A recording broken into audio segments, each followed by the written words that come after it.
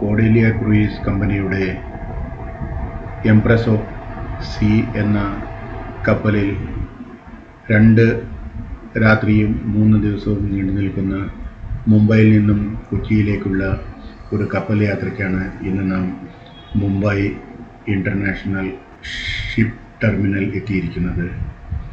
ഇനി നമുക്ക് ഷിപ്പിലെ കാഴ്ചകളും യാത്രയുമാകാം.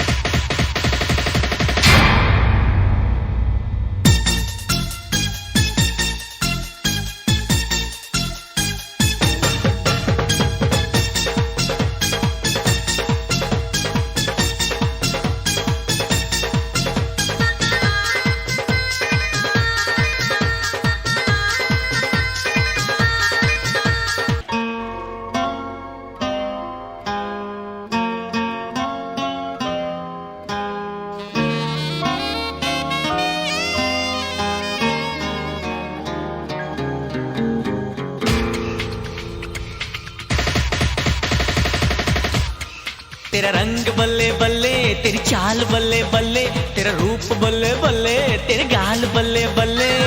देखा तुझे तो मुझे प्यार हो गया है, तेरे ख्यालों में ये दिल खो गया. ओ नहीं ओ नहीं ओ नहीं ओ नहीं ओ नहीं ओ नहीं ओ मैनू दिल तेरा नहीं ओ चाहिदा. ओ नहीं ओ नहीं ओ मैनू दिल तेरा नहीं ओ चाहिदा.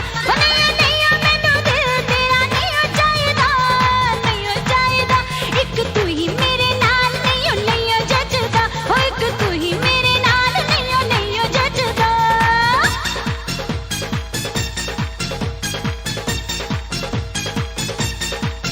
हाँ ढोल जानी मेरे पास आ तेरी मेहरबानी. झूठ बोलना नीयत में है तेरी बेईमानी.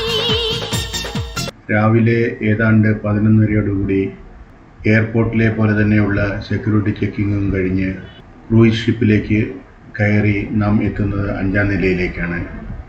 5ാം നിലയിൽ ഔദ്യോഗികമായ സ്വീകരണത്തിന് ശേഷം എല്ലാവർക്കും അവരവർക്ക് അലോട്ട് ചെയ്തിരിക്കുന്ന റൂമിൻ്റെ ആക്സസ് കാർഡ് നൽകുകയും അതിനുശേഷം എല്ലാവരും അവരവരുടെ റൂമിൽ പോയി ഫ്രഷപ്പായതിനു ശേഷം ഷിപ്പിലെ മറ്റ് കാഴ്ചകൾ കാണാനായി ഷിപ്പിൻ്റെ വിവിധ ഭാഗങ്ങളിലേക്ക് എത്തിച്ചേരുകയുമുണ്ടായി.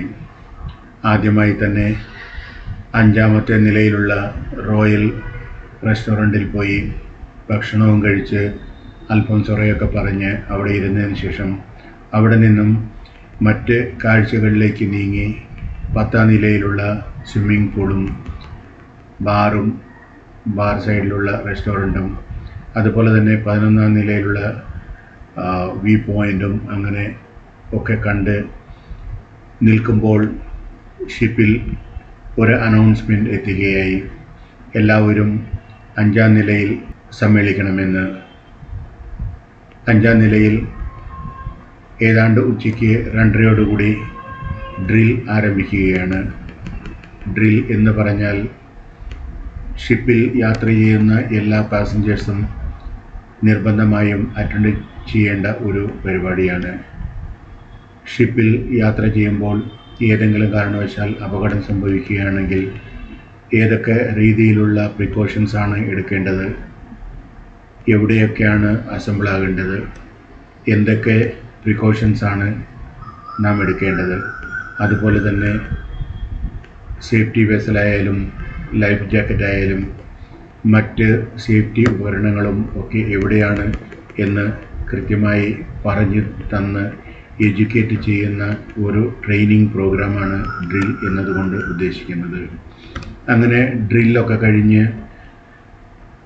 അല്പം ഭക്ഷണം കഴിക്കാനായി ഗ്രൂപ്പിലുള്ള എല്ലാ യാത്രികരും ഓരോരുത്തരായി റോയൽ റെസ്റ്റോറൻറ്റിലേക്ക് നീങ്ങിക്കൊണ്ടിരിക്കുകയാണ്. ബൊഫേ സിസ്റ്റം ആയതുകൊണ്ട് തന്നെ ഇൻ്റർനാഷണൽ സ്റ്റാൻഡേർഡിൽ ഒരുക്കിയിരിക്കുന്ന ബഫേ ഓരോ ഗസ്റ്റിനും ആവശ്യാനുസൃതം എടുക്കാനും കഴിക്കാനുമുള്ള സ്വാതന്ത്ര്യമുണ്ട്. ഷിപ്പിലെ എല്ലാ ഭക്ഷണവും, അത് ബ്രേക്ക്ഫാസ്റ്റ് ആയാലും ലഞ്ചായാലും ടീ ആയാലും ഡിന്നറായാലും എല്ലാം ബഫേ സിസ്റ്റമാണ്.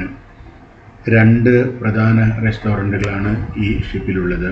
ഒന്ന് 5-ാം നിലയിലുള്ള റോയൽ റെസ്റ്റോറൻറ്റും പിന്നൊന്ന് 10-ാം നിലയിലുള്ള പൂൾ സൈഡ് റെസ്റ്റോറൻറ്റും. ഈ 2 റെസ്റ്റോറൻറ്റിനോടും ഒപ്പം ബാറും വിവിധ തരം പാനീയങ്ങളും ഡ്രിങ്ക്സും കോക്ടെയിൽസും മോക്ടെയിൽസും ഒക്കെ ലഭ്യമാണ്. ഇവിടെ അൺലിമിറ്റഡ് ഡ്രിങ്ക്സ് ആണ് എന്നതുകൊണ്ട് തന്നെ ഞാൻ ഒരു കൗതുകത്തിന് ബാറിൽ സർവ് ചെയ്യുന്ന പയ്യനോട് ചോദിക്കുകയുണ്ടായി, അൺലിമിറ്റഡ് ഡ്രിങ്ക്സ് ഒക്കെയല്ലേ, സാധാരണ ഗസ്റ്റുകൾ വന്നാൽ എത്ര ഡ്രിങ്ക്സ് വരെ കഴിക്കാറുണ്ട് എന്ന്. അവൻ എന്നോട് പറഞ്ഞത്, സാധാരണ രീതിയിൽ 3 അല്ലെങ്കിൽ 4 ഡ്രിങ്ക്സ് എന്നാണ്. 3 അല്ലെങ്കിൽ 4 ഡ്രിങ്ക്സ് എന്നതുകൊണ്ട് നാം ഉദ്ദേശിക്കുന്നതും അവർ ഉദ്ദേശിക്കുന്നതും 30 ml 3 അല്ലെങ്കിൽ 4 ഡ്രിങ്ക്സ് എന്നാണ്. കാരണം ക്രൂയിസിൽ തങ്ങളുടെ യാത്ര എൻജോയ് ചെയ്യാൻ വരുന്ന ഓരോ ഗസ്റ്റും ആവുന്നത്ര കടലും കടലിൻ്റെ കാഴ്ചകളും കടലിൻ്റെ വിസ്മയവും കാണാനും അറിയാനും അനുഭവിക്കാനുമുള്ള ഒരു അസുലഭ അവസരമായിട്ടാണ് ഇതിനെ കാണുന്നതും ഉപയോഗിക്കുന്നതും. അങ്ങനെ റോയൽ റെസ്റ്റോറൻറ്റിലിരുന്ന് നല്ലൊരു ലഞ്ചും കഴിച്ച് അതിനുശേഷം ഷിപ്പിൽ നിന്ന് കടലിൻ്റെ മനോഹരമായ കാഴ്ചയും കണ്ട് അങ്ങനെ ഗസ്റ്റുകൾ എല്ലാവരും വളരെ സന്തോഷത്തോടെ നിൽക്കുകയാണ്. കുറേ ഗസ്റ്റുകൾ മറ്റ് ഫ്ലോറുകളിലുള്ള ഷോപ്പിംഗ് മാളായാലും കാസിനോ ആയാലും കിഡ്സ് ലൈബ്രറി ആയാലും ജിം ആയാലും ഒക്കെ എക്സ്പ്ലോർ ചെയ്യാനായി മറ്റ് ഫ്ലോറുകളിലേക്ക് നീങ്ങിക്കൊണ്ടിരിക്കുകയാണ്. ഇങ്ങനെ ഷിപ്പിൽ നിന്നും നാം നോക്കുമ്പോൾ വളരെ മനോഹരമായ ദൃശ്യമാണ് കടലിൻ്റെ നമുക്ക് കാണാൻ സാധിക്കുക. വളരെ ശാന്തസുന്ദരമായി വിശാലമായി അതിര് കാണാത്ത രീതിയിൽ പരന്നു കിടക്കുന്ന വലിയ സമുദ്രം. ഈ സമുദ്രത്തിൽ വലിയൊരു ഷിപ്പിൽ ചെറിയൊരു മനുഷ്യനായ ഓരോ ഗസ്റ്റും ഇരുന്ന് ഈ മഹാപ്രപഞ്ചത്തിൻ്റെ അത്ഭുത കാഴ്ചകളിലേക്ക് നീങ്ങിക്കൊണ്ടിരിക്കുകയാണ്. ഒപ്പം തന്നെ ഗസ്റ്റുകളെല്ലാവരും ഈ റെസ്റ്റോറൻറ്റ് പരമാവധി ഉപയോഗപ്പെടുത്താനും മറന്നില്ല. അങ്ങനെ അവിടെ നിന്നും രുചികരമായ ഒരു ലഞ്ചൊക്കെ കഴിച്ചതിന് ശേഷം അവിടെ നിന്നും 10-ാം നിലയിലുള്ള അപ്പർ ഡെക്കിലേക്ക് നീങ്ങുകയും അവിടെ നിന്നും ഉള്ള മനോഹരമായ കാഴ്ചകൾ കാണുകയുമാണ്. 10-ാം നിലയിൽ സ്വിമ്മിംഗ് പൂളും റെസ്റ്റോറൻറ്റും അതുപോലെ തന്നെ പൂൾ സൈഡ് ബാറും മറ്റുമാണ് സ്ഥിതി ചെയ്യുന്നത്. ഓപ്പൺ എയർ ഡെക്ക് ആയതുകൊണ്ട് തന്നെ വിശാലമായ ഡെക്കിൽ സമുദ്രത്തെ കണ്ടുകൊണ്ട് ഇരുന്ന് ഭക്ഷണം കഴിക്കാനും അതുപോലെ തന്നെ പാനീയങ്ങൾ ആസ്വദിക്കാനുമുള്ള ഒരു അസുലഭ നിമിഷം കൂടിയാണ് ഇവിടെ നമുക്ക് ലഭിക്കുക. അതോടൊപ്പം തന്നെ ഇവിടെ നിന്നും സൺറൈസ് അതുപോലെ തന്നെ സൺസെറ്റ് ഒക്കെ കാണാനായി 11-ാം നിലയിലേക്ക് ഒരു പ്രവേശന കവാടവുമുണ്ട്. അങ്ങനെ ആ പ്രവേശന കവാടത്തിൽ കൂടി നാം 11-ാം നിലയിലേക്ക് കടന്നാൽ അവിടെ നിന്നും കടലിൻ്റെ അതിമനോഹരവും വിശാലവുമായ കാഴ്ചയാണ് നമ്മുടെ മുമ്പിലേക്ക് എത്തുക. അവിടെ നിന്നും കടലിനെ വീക്ഷിക്കുകയും കടൽ കാറ്റേറ്റ് കടലിൻ്റെ മനോഹാരിത ആവുന്നത്ര ആസ്വദിക്കുകയും ചെയ്യുക എന്ന് വെച്ചാൽ സ്വർഗതുല്യമായ ഒരു അനുഭവം കൂടിയാണ്. കടലിനെ ഒരു ഭീകര സ്വപ്നമായി കാണുന്ന ഓരോ യാത്രികനെ സംബന്ധിച്ചിടത്തോളം ഇപ്പോഴത്തെ കടലിൻ്റെ പ്രശാന്തതയും മനോഹരതയും സൗമ്യതയും ഒക്കെ കാണുമ്പോൾ വളരെയേറെ അത്ഭുതമാണ് തോന്നുക.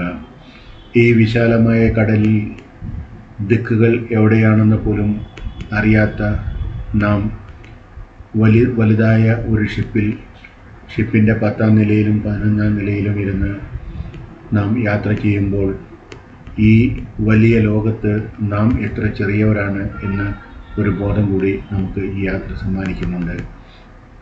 അങ്ങനെ ഏതാണ്ട് 600-ൽ പരം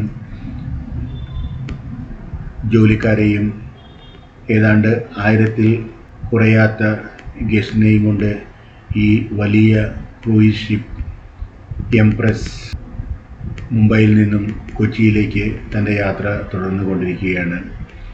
അങ്ങനെ ഷിപ്പിലെ മനോഹരമായ വിവിധ കാഴ്ചകൾ കണ്ട് സമയം ഏതാണ്ട് വൈകുന്നേരത്തോട് അടുക്കുമ്പോഴേക്കും നാം 11ാം നിലയിലുള്ള ഏറ്റവും മനോഹരമായി കടലിനെ കാണാൻ കഴിയുന്ന 11ാം നിലയിലേക്ക് എത്തുകയും അവിടെ നിന്ന് സൂര്യാസ്തമയം കാണാൻ ഉള്ള അവസരം മുതലാക്കുകയുമാണ്.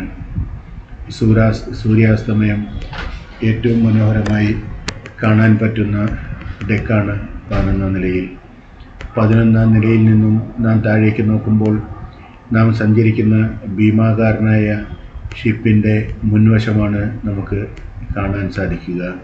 എത്ര വലിയ ഷിപ്പാണ് എന്ന് നമുക്ക് ഒരു പക്ഷേ മുകളിൽ നിന്ന് 11ാം നിലയിൽ നിന്ന് കാണുമ്പോൾ മാത്രമേ ഈ ക്രൂയിസ് ഷിപ്പിൻ്റെ വലിപ്പം നമുക്ക് ഗ്രഹിക്കാനാവൂ. അവിടെ നിന്നും ഈ ഷിപ്പിൻ്റെ മുൻവശത്ത് ഘടിപ്പിച്ചിരിക്കുന്ന ഗ്ലാസ്സിലൂടെ താഴെയുള്ള കടലിലെ വെള്ളത്തിൻ്റെ മനോഹരമായ ദൃശ്യവും അതുപോലെ തന്നെ താഴ്ന്നുകൊണ്ടിരിക്കുന്ന സൂര്യൻ കടലിൽ വരച്ച മനോഹരമായ ചിത്രങ്ങളും ഒക്കെ കണ്ടുകൊണ്ട് നാം മുന്നോട്ട് നീങ്ങുമ്പോൾ നമുക്ക് പറഞ്ഞറിയിക്കാനാവാത്ത അത്രയേറെ സന്തോഷമുളവാക്കുന്ന കാഴ്ചകളാണ് നമ്മുടെ മുന്നിലേക്ക് എത്തിച്ചേരുക. കാരണം ഇതുപോലെ ഇത്ര മനോഹരമായി ഒരിക്കലും നാം കടലിനെയോ കടലിൽ മുങ്ങുന്ന സൂര്യനെയോ ഒരിക്കലും കണ്ടിട്ടുണ്ടാവില്ല. കാരണം എവിടെയെങ്കിലും കരയിൽ നിന്നുകൊണ്ട് മാത്രം സൂര്യാസ്തമയം കണ്ട് ശീലിച്ച നമ്മെ സംബന്ധിച്ചിടത്തോളം വിശാലമായ കടലിൽ അറ്റം കാണാത്ത അത്ര വിശാലമായ കടലിൻ്റെ നടുവിലൂടെ ദിശയറിയാതെ മുന്നോട്ട് നീങ്ങിക്കൊണ്ടിരിക്കുന്ന ഭീമാകാരനായ ഷിപ്പിൻ്റെ ഏറ്റവും മുകളിലത്തെ നിലയിൽ നിന്നും നാം കടലിനെയും കടലിൽ താഴ്ന്നുകൊണ്ടിരിക്കുന്ന നമ്മുടെ സൂര്യനെയും കാണുമ്പോൾ അത് നമ്മൾ ഉളവാക്കുന്ന ആനന്ദം പറഞ്ഞറിയിക്കാൻ സാധിക്കുന്നതല്ല. കാരണം കടലിലേക്ക് താഴ്ന്നുകൊണ്ടിരിക്കുന്ന സൂര്യൻ അന്തരീക്ഷത്തിൽ നിർമ്മിക്കുന്ന നിറക്കൂട്ട് നമുക്ക് പറഞ്ഞറിയിക്കാൻ വയ്യാത്ത ഭംഗിയിലുള്ളതാണ്. ഏതൊരു ശില്പിയുടെയും കഴിവിന് ഉപരിയായി പ്രപഞ്ച സൃഷ്ടാവായ ശില്പി നിർമ്മിക്കുന്ന മനോഹരമായ പെയിൻറ്റിങ്ങുകളാണ് മാനത്തുടനീളം നമുക്ക് കാണാൻ സാധിക്കുക. എത്ര കണ്ടാലും മതിവരാത്ത അതിമനോഹരമായ കാഴ്ചയാണ് ഈ ഷിപ്പിനും മുകളിലത്തെ 11ാം നിലയിൽ നിന്നും നാം കടലിലേക്ക് നോക്കുമ്പോൾ നമുക്ക് കാണാൻ സാധിക്കുക. ഓരോ നിമിഷവും താഴ്ന്നുകൊണ്ടിരിക്കുന്ന സൂര്യൻ ഏതാണ്ട് 30 കിലോമീറ്റർ സ്പീഡിൽ സഞ്ചരിക്കുന്ന ഭീമാകാരനായ ഷിപ്പിൻ്റെ മുകളിൽ നിന്നും താഴുന്ന സൂര്യനെ കാണുകയും അതുപോലെ തന്നെ സൂര്യൻ മാനത്ത് നിർമ്മിക്കുന്ന മഹാവിസ്മയം കാണുകയും ചെയ്യുക എന്നത് ഏറ്റവും സന്തോഷം നൽകുന്ന ഒരു കാഴ്ചയാണ്.